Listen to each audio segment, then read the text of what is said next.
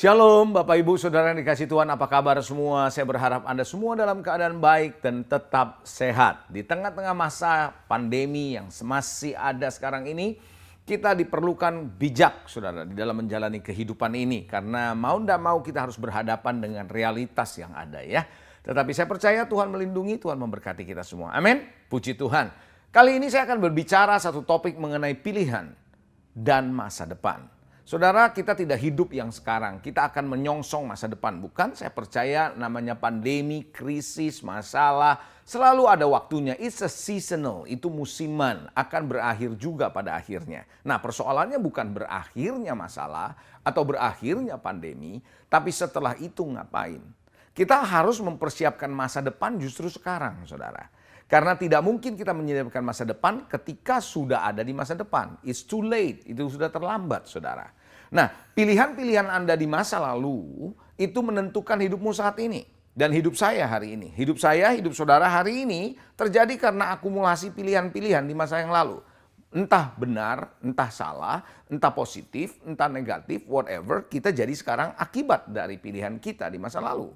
Nah, masa depan kita sangat ditentukan oleh pilihan-pilihan kita sekarang. Saudara, kita tiap hari berhadapan dengan pilihan. Setuju? Ya, mulai dari hal yang sederhana. Mulai dari makan, pakaian, sepatu, mau kemana gitu loh saudara. Itu pilihan kita. Nah, kadang-kadang pilihan-pilihan yang mudah pun kadang-kadang jadi sulit. Kenapa saya katakan yang mudah bisa jadi sulit? Contohnya, nggak semua orang, saudara, mau memilih pilihan. Karena pilihan itu nggak enak, saudara. Ya, ada nggak enaknya, nanti kita akan belajar di situ, saudara. Contoh nih ya, kalau kita ngajak teman makan sama-sama, kita tanya, mau makan apa? Jawabannya apa pada umumnya? Terserah, gitu kan. Nah, saudara, masalahnya kan nggak ada menu terserah, gitu ya. Mungkin saya bisa usul kalau Anda yang punya restoran, kasih aja menunya nanti, menu terserah, gitu. Kalau ditanya ini menu apa nih kok terserah? Ya, namanya juga terserah. Terserah koki masaknya apa. Dan terserah restoran kasih harga berapa. Haleluya. Nah, saudara yang dikasihi, saya percaya saudara, pilihan-pilihan yang mudah akan jadi susah. Mau kemana nih kita nih naik mobil? Nggak tahu, terserah. Nah, kalau udah kayak begini, pilihan yang sederhana saja sulit. Apalagi di tengah-tengah situasi pandemi seperti ini. Hidup tidak pasti, tidak jelas, rumit, krisis. Pilihan kita akan semakin sulit. Nah, Bapak Ibu Saudara yang dikasihi, sebagai seorang pemimpin, saya lihat seperti kayak Pak Jokowi, Presiden Republik Indonesia, diperhadapkan dengan pilihan-pilihan yang sulit loh, untuk menentukan masa depan Indonesia. Di tengah pandemi seperti ini, sulit. Baik informasi yang didapat, pengetahuan yang ada dari tim yang memberikan masukan, keputusan-keputusan yang dia pilih adalah pilihan-pilihan yang bukan berkaitan dengan dirinya sendiri masalahnya. Tapi berkaitan dengan bangsa, berkaitan dengan manusia lainnya, saudara. Yang pada akhirnya itu akan menentukan nasib kehidupan orang lain. Jadi pilihan-pilihan itu sensitif, kompleks gitu loh saudara. Oleh karena itu Bapak Ibu Saudara, jangan biarkan saudara dan saya hidup tanpa pilihan. Harus berani memilih. Coba katakan memilih. Ya, bahkan kalau yang masih bujangan mencari pasangan hidup pun harus memilih. Setuju nggak? Ya, kalau nggak pusing saudara. Pilihan itu akan menentukan masa depan kita. Apa yang Anda pilih, apa yang saya pilih sekarang akan menentukan masa depan Anda. Jadi saudara, mari. Kenapa orang menjadi sulit mengambil pilihan? Kenapa? Karena yang pertama saya melihat karena alasan utamanya adalah karena pilihan itu punya risiko. Pilihan itu adalah terkait dengan risiko, terkait dengan konsekuensi. Nah, karena itu saudara membuat pilihan semakin sulit. Nah, saudara yang dikasihi, kenapa? Karena ketidakpastian, ketidakjelasan itu membuat orang bingung.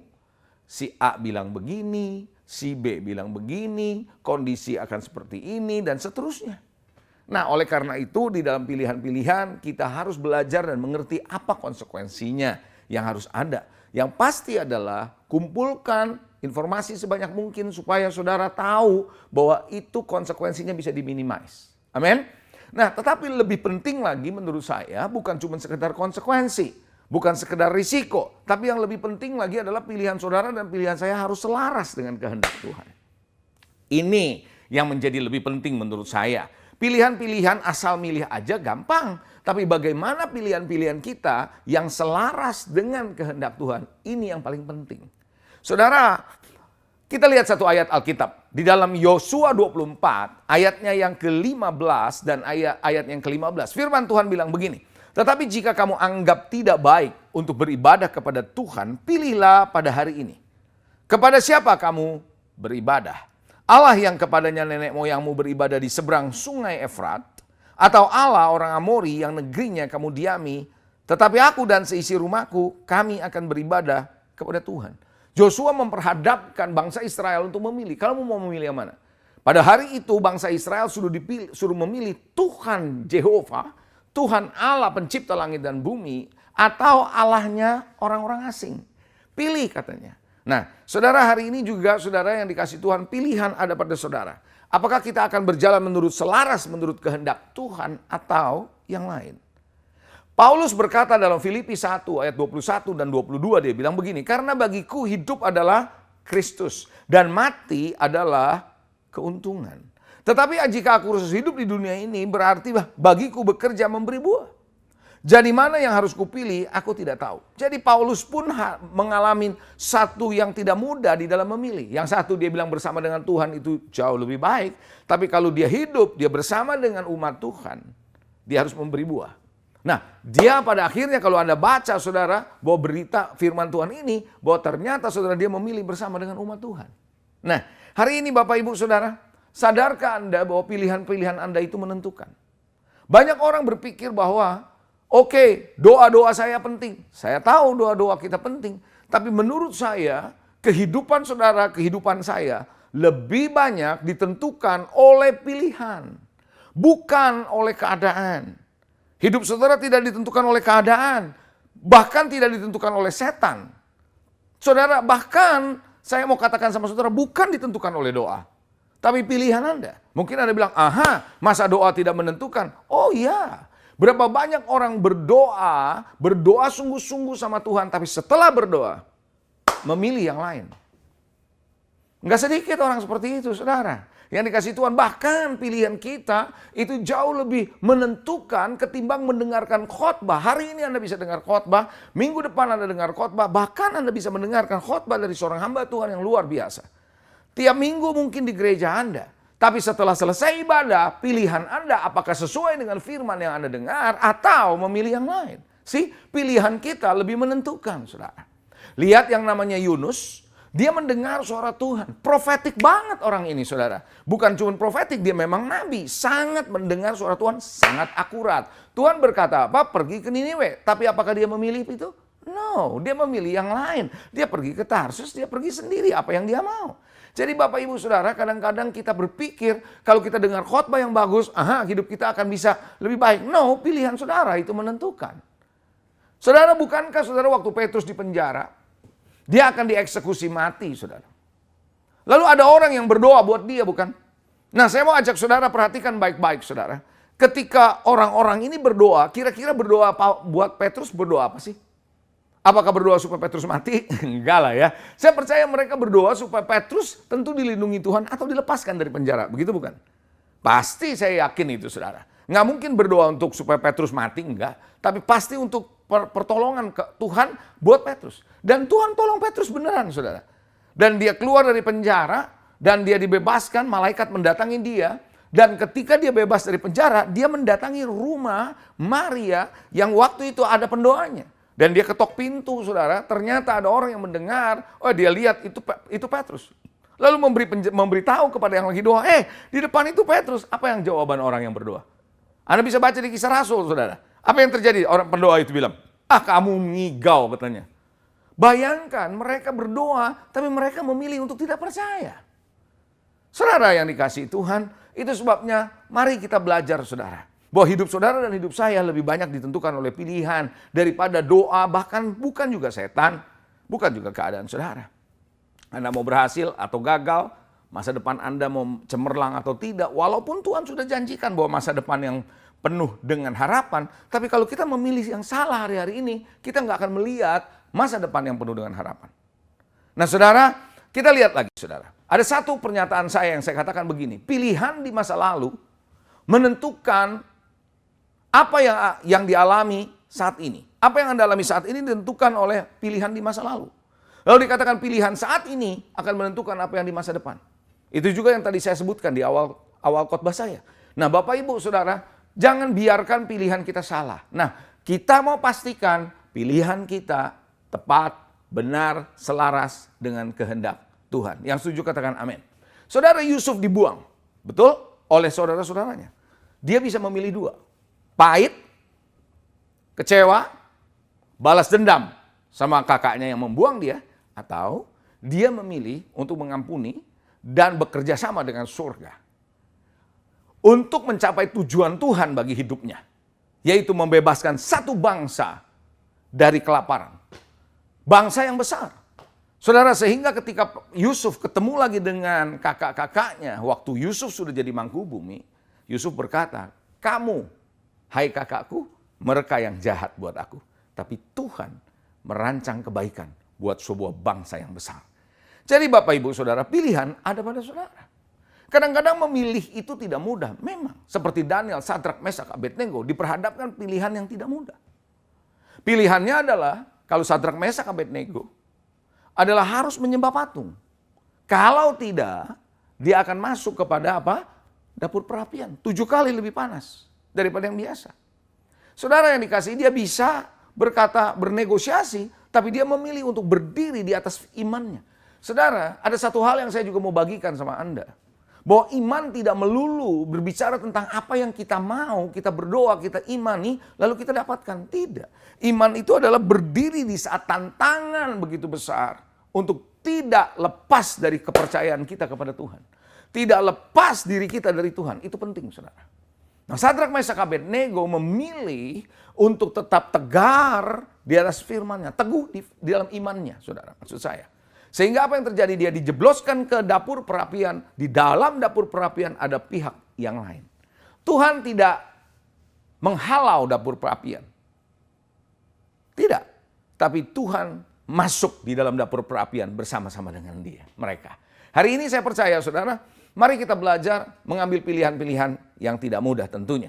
Nah, saudara, Anda perlu tahu lagi berikutnya bahwa pilihan Anda, pilihan saya adalah cermin atau ekspresi dari apa?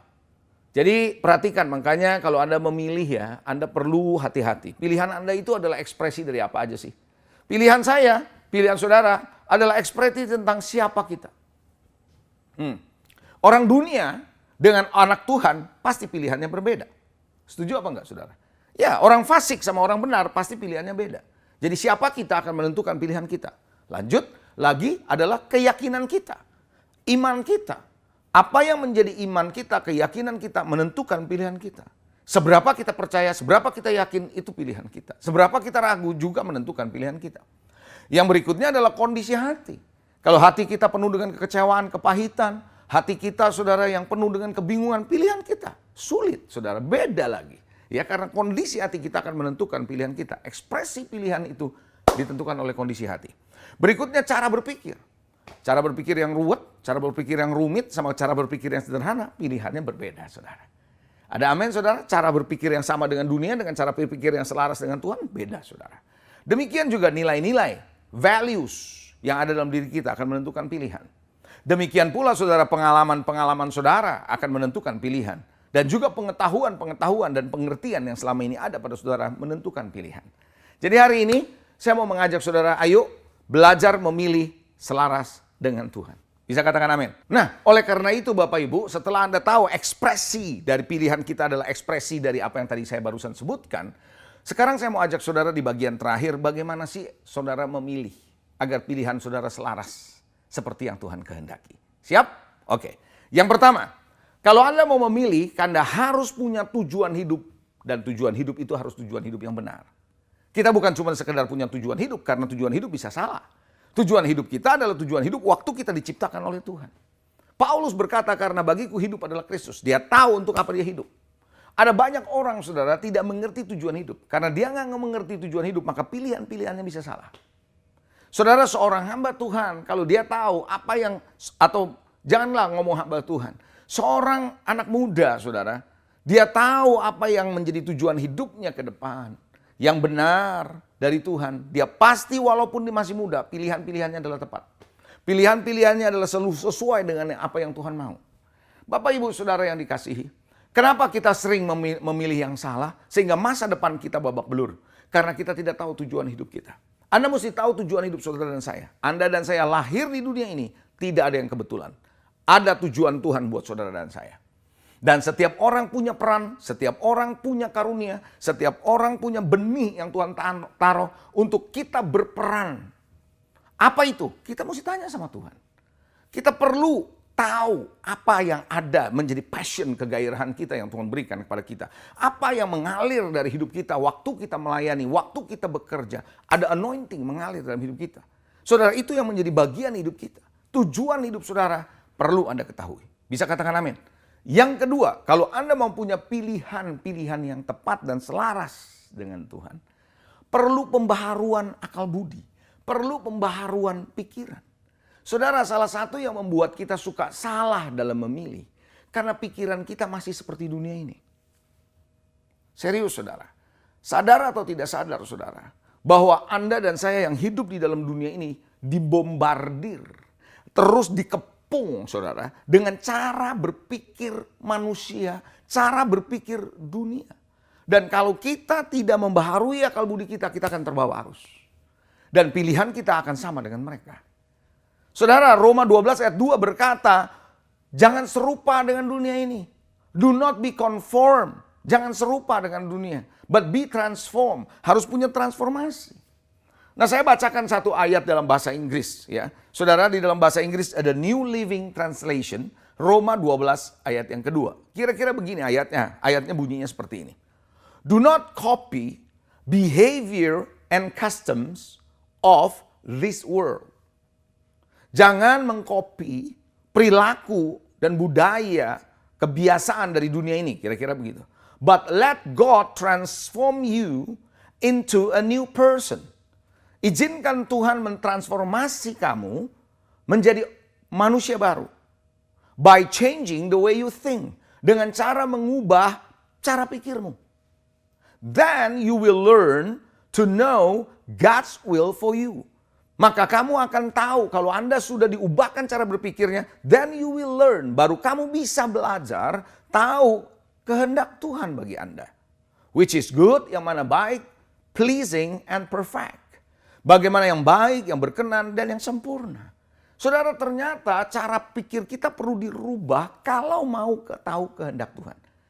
Jadi saudara, yang dikasihi Tuhan, tidak cukup saudara, kita cuma mendengar khotbah. Kita perlu izinkan perenungan firman Tuhan mempengaruhi cara kita berpikir. Dan melatih pikiran kita untuk selalu memilih sesuai dengan kebenaran firman. Serius saudara. Saudara yang dikasihi Tuhan, tahukah saudara kalau Anda mau melatih ototmu, Anda tidak bisa sehari ini melatih, seminggu enggak, hari ini melatih, seminggu enggak. Enggak bisa begitu. Tiap hari Anda harus latihan. Baru otot itu terbentuk. Betul apa enggak? Hal yang sama saudara, pikiran saudara baru mengalami transformasi. Kalau tiap-tiap hari Anda membiarkan pikiranmu dipenuhi oleh firman Tuhan. Dan kemudian mempraktekkan sehari-hari sesuai dengan apa yang Anda tahu. Sesuai dengan kebenaran firman. Maka Anda akan melihat cara berpikirmu berubah. Dan kalau cara berpikirmu berubah, maka engkau mulai selaras dengan Tuhan. Kalau sudah selaras dengan Tuhan, berkat-berkat turun atas saudara. Perlindungan akan mengalir dalam hidup saudara. Masa depan saudara akan menjadi semakin jelas. Yang setuju sama saya boleh katakan amin. Puji Tuhan. Yang ketiga, bagaimana supaya saudara bisa memilih selaras dengan Tuhan? Anda harus belajar punya pengajaran dan nasihat dari Tuhan. Tentu Anda perlu miliki. Makanya kenapa saudara ya? Orang Kristen, anak Tuhan gak bisa enggak. Harus selalu mengandalkan firman Tuhan, pengajaran yang sehat. Hari-hari ini begitu banyak pengajaran yang belum tentu sehat. Pengajaran yang sehat yang betul-betul dasarnya adalah firman Tuhan itu penting saudara. Ada pengajaran yang berdasarkan cara berpikir manusia. Pengajaran-pengajaran yang hanya sebatas membangun motivasi kita. Tapi ada pengajaran yang membangun saudara dalam gospel of God, Injil Tuhan yang membawa saudara dekat kepada Tuhan. Beda lagi saudara. Nah, kita perlu hikmat dalam hal ini. Itu yang akan membuat kita punya hikmat. Kalau kita punya pengajaran dari Tuhan yang sehat, nasihat dari Tuhan, dari hamba-hamba Tuhan yang membangun kita punya kehidupan dari nasihat ilahi. Ini penting saudara. Oleh karena itu Bapak Ibu Saudara, pentingnya kita perlu punya 3 hal ini. Yang terakhir, yang keempat. Kalau Anda mau selaras dengan Tuhan, Anda harus penuhi diri Anda, cukup bekali diri Anda, cukup dengan pengetahuan. Pengetahuan yang cukup, informasi yang cukup, dan punya akal sehat. Common sense. Coba katakan akal sehat. Yes. Saudara, Tuhan memberikan akal, Tuhan memberikan hati. Betul? Dua hal ini sangat penting buat saudara dan saya. Oleh karena itu saudara, pengetahuan yang kita miliki, informasi yang kita dapat, itu bisa menjadi referensi buat kita. Basis kita tetap firman, saudara. Tapi itu menjadi referensi. Karena kita hidup, kita mesti tahu apa yang sedang terjadi di luar sana. Tapi kita mengambil keputusan bukan atas dasar apa yang dunia tawarkan, tapi atas dasar firman dan iman kita tentunya. Tapi kita perlu bekali diri kita dengan pengetahuan dan informasi yang ada. Dan akal sehat ini penting. Kenapa? Karena begini, ada kalanya Tuhan tidak berbicara kepada saudara dan saya. Saya ulangi, ada kalanya Tuhan tidak berbicara sama saudara dan saya. Bukan dia nggak mau berbicara, bukan. Tapi dia tahu Anda dan saya punya akal sehat untuk berpikir secara sehat. Nggak perlu Tuhan bicara, cukup dengan akal sehat, gunakan akal sehatmu, ambil decision, ambil pilihan dengan informasi, dengan pengetahuan, dengan firman yang Anda tahu. Pakai akal sehat, pilih. Ada amin? Yes. Ada kalanya Tuhan berbicara, jelas kalau Tuhan berbicara, puji Tuhan. Tapi ada kalanya Tuhan diam. Tuhan mau izinkan Anda mengambil risiko dengan bersama dengan Dia setelah engkau tahu firman dan engkau pakai akal sehat. Kadang-kadang common sense kita perlu, saudara. Oleh karena itu Bapak Ibu, 4 hal. Kalau kita mau punya pilihan-pilihan untuk masa depan kita selaras dengan Tuhan, pastikan saudara yang pertama, Anda harus tahu bahwa Anda punya tujuan hidup yang benar. Bisa katakan amin? Yes. Yang kedua, perbaharuilah pikiran saudara dan pikiran saya supaya kita selalu selaras dengan kehendak Tuhan. Bukan dibentuk oleh dunia ini. Transformasi di pikiran. Dan yang ketiga, kita pastikan punya pengajaran yang sehat. Nasihat dari Tuhan yang sehat. Makanya jadi hamba anak Tuhan, jangan saudara, Anda tidak tertanam di gereja lokal. Anda perlu tertanam di gereja lokal. Serius, kenapa? Kalau Anda tertanam di gereja lokal, ada pemimpin-pemimpin yang mengajarkan Anda secara konsisten. Ada pemimpin yang memberikan nasihat kepada saudara. Ada komsel di sana, di mana Anda bisa ikut bersama-sama. Ada jalur di mana Anda bisa konseling. Itu sebabnya itu penting sekali. Dan yang keempat, Anda perlu bekali dengan pengetahuan, informasi, dan gunakan akal sehat saudara. Saya percaya pilihan-pilihan saudara akan dibawa ke depan dan membuat masa depan saudara gilang gemilang. Amin. Tuhan Yesus memberkati. Mari saya akan berdoa buat saudara supaya Tuhan memberi kekuatan kepada saudara memilih di tengah-tengah masa pandemi ini secara jelas. Amin. Bapa, kami berdoa hari ini. Biarlah Tuhan setiap kebenaran firman yang dibagikan barusan, kami boleh memilih secara tepat. Aku percaya Tuhan di tengah pandemi yang tidak penuh ketidakpastian membuat kami suka bingung untuk memilih apa yang harus kami lakukan ke depan. Tapi Engkau adalah Allah yang terus berbicara, Allah yang hidup, Allah yang ada di tengah-tengah kami. Mari Tuhan ajari kami umat-Mu Tuhan, untuk mempunyai tujuan hidup yang benar di dalam kami memilih pilihan-pilihan kami di hari ini. Sehingga kami tahu kami memilih sesuai dengan destiny yang Tuhan sudah tetapkan bagi kami. Sehingga kami tidak memilih mengikuti dunia ini. Ajari kami Tuhan juga Tuhan, biarlah Tuhan kami selalu Tuhan punya hubungan dengan Engkau, intim dengan Engkau, menyembah. Supaya kami tahu Tuhan hanya melalui-Mu saja Tuhan. Kami menjadi kuat, kami punya keyakinan, kami punya pilihan yang tepat. Kami percaya Engkau berbicara sampai hari ini kepada umat-Mu Tuhan. Baik melalui khotbah ini, maupun Tuhan Engkau berbicara di hati mereka masing-masing. Ini waktunya Tuhan, umat-Mu belajar memilih yang benar. Supaya kami Tuhan tidak melenceng ke kanan dan ke kiri. Dan perjalanan kami menjadi berhasil dan beruntung. Terima kasih Tuhan, hamba-Mu boleh selesai. Tapi bagian-Mu adalah sempurnakan setiap kebenaran firman-Mu ini. Terpuji nama-Mu, dalam nama Yesus kami berdoa yang percaya katakan, Amin. Tuhan Yesus memberkati, God bless you.